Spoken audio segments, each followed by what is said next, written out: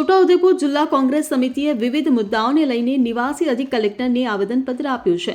મળતી માહિતી મુજબ છોટાઉદેપુર જિલ્લામાં રોડ, રસ્તા, બ્રિજો, રેતી ખનન, પ્રસૂતા મહિલાને ચોરીમાં ઉંચકી લઈ જઈને જવાનો મામલો સહિત વિવિધ મુદ્દાઓને લઈને જિલ્લા કોંગ્રેસ સમિતિએ નિવાસી અધિક કલેક્ટરને આવેદનપત્ર આપ્યું છે।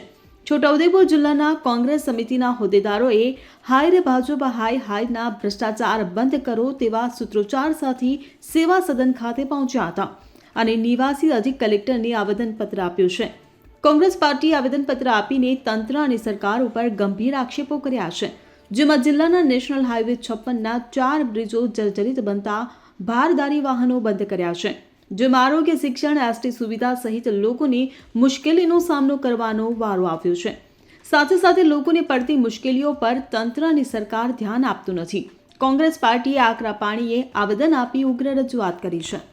આજે અમે છોટાઉદેપુર જિલ્લાના અલગ અલગ તાલુકામાંથી કાર્યકરો અને પ્રમુખશ્રીઓ આજે છોટાઉદેપુર જિલ્લા કલેક્ટરને આવેદનપત્ર આપવા માટે અહીંયા આવ્યા અને આવેદનપત્ર આપ્યું અને એ આવેદનપત્રની અંદર છોટાઉદેપુર જિલ્લાના જે વિવિધ પ્રશ્ન છે, વિવિધ પ્રશ્નને લઈને કલેક્ટરશ્રીને આવેદનપત્રીઓ એમાં અમને ખાતરી આપી છે કે જે તમારી માંગ છે એ સત્વરે તાત્કાલિક અસરથી અમે પૂરી કરીશું અને જે તે જવાબદાર અધિકારીઓ કર્મચારીઓ છે એની સામે એક્શન લઈશું। રોડ, રસ્તા, બ્રિજો બધા જ બંધ છે તો કોંગ્રેસ શું કરે છે?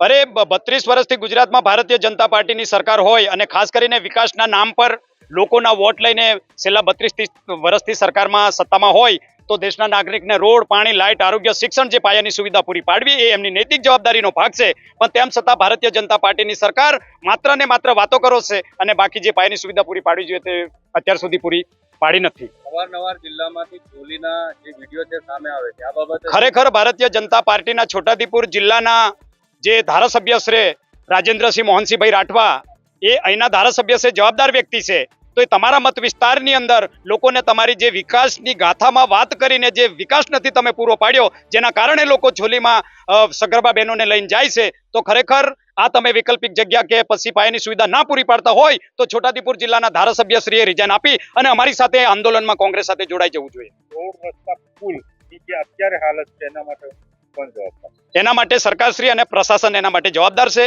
એવું અમે કોંગ્રેસ પાર્ટી અને કોંગ્રેસના કાર્યકર વતીથી અમે કહી રહ્યા છીએ।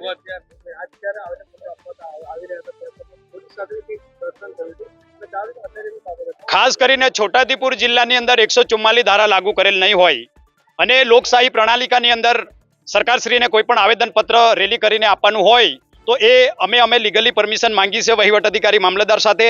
મામલતદારે અમને કોઈ ચોક્કસ અમારી જે પરમિશનનો જવાબ આપેલ નથી અને તેમ છતાં છોટાઉદેપુરના પીઆઈ પ્રજાપતિએ આવીને અમારી સાથે બોલાચાલી કરી અને એક કડી નિંદામાં અમે કોંગ્રેસ દ્વારા એનો વિરોધ કરીએ અને એની તપાસ થાય અને નોટિસ આપે। કયા કયા મુદ્દાને લઈને આજે અમે જિલ્લા કોંગ્રેસ સમિતિએ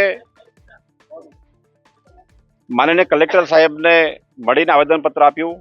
જિલ્લામાં આપ જાણો છો અત્યારે હાલત ખૂબ ખરાબ છે।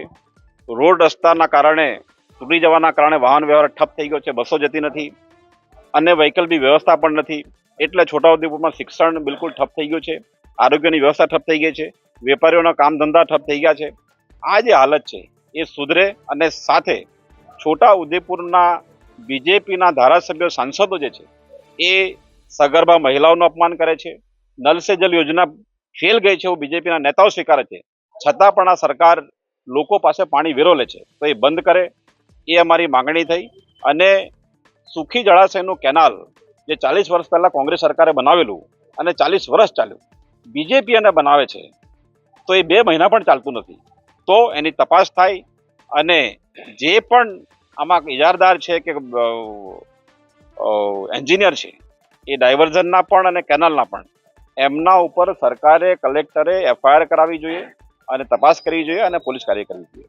આ મેં માંગણી કરી। સાથે અહીંયા એક હોસ્ટેલ છે, અત્યારે આવવા જવાની વ્યવસ્થા નથી, છતાં પણ હોસ્ટેલ ખાલી પડી રહી છે। અમે કલેક્ટર સાહેબને વિનંતી કરી કે સૂચના આપો કોલેજના પ્રિન્સિપાલને કે હોસ્ટેલ તાત્કાલિક શરૂ કરાવે। તો આ અમારા મુદ્દા રહ્યા અને કલેક્ટર સાહેબ એમને આશ્વાસન આપ્યું છે કે દરેક મુદ્દાઓ પર એ અંગત ધ્યાન આપશે, એમને બિલકુલ મુદ્દાઓ યોગ્ય લાગ્યા છે અને એના પર કામ કરાવશે। ધન્યવાદ। અમને આવેદનપત્ર આપતા પોલીસે રોક્યા। અમારે આજે રેલી સ્વરૂપે આવવાનું હતું પણ અમારા કાર્યકર્તાઓને નહીં આવવા દીધા। દરેક જગ્યાએ એવો માહોલ બનાવ્યો કે આ પરમિશન નથી આપી એટલે કેટલાક કાર્યકર્તાઓ નહીં આવ્યા અને જે આવ્યા એમને નહીં આવવા દેવા માટે પોલીસે ખૂબ મગજમારી કરી, અમારી સાથે પણ મગજમારી કરી સર્કિટ હાઉસમાં. અહીંયા પણ આરઈ સાહેબને અંદર અને કેબિનમાં જતા પણ રોક્યા. તો પોલીસને સૂચના કોણ આપે છે એ ખૂબ મોટો સવાલ છે, કારણ કે કલેક્ટર સાહેબે એમને સૂચના નથી આપી એમને રોકવાની. તો જો કલેક્ટર સાહેબ એમના ચેમ્બરમાં આવતા લોકોને રોકવા ના માંગતા હોય તો પોલીસ કોની સૂચનાથી છોટાઉદેપુરમાં કામ કરે છે, આ ખૂબ મોટો સવાલ છે. આ સવાલ હું આપના માધ્યમથી સરકારને, બીજેપીને પૂછું છું. બ્યુરો રિપોર્ટ, ખબર ગુજરાત લાયો.